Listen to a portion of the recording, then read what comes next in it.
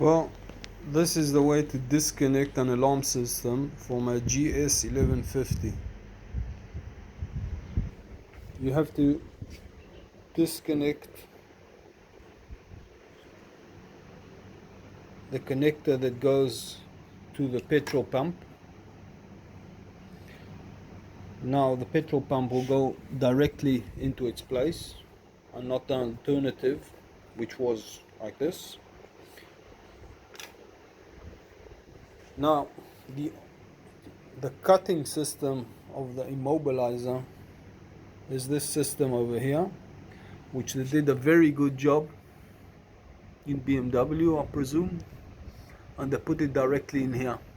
Therefore, all you have to do is disconnect these two wires and connect them together. Disconnect the electricity that goes to the alarm system, that goes from the charger over here, and you're good to go.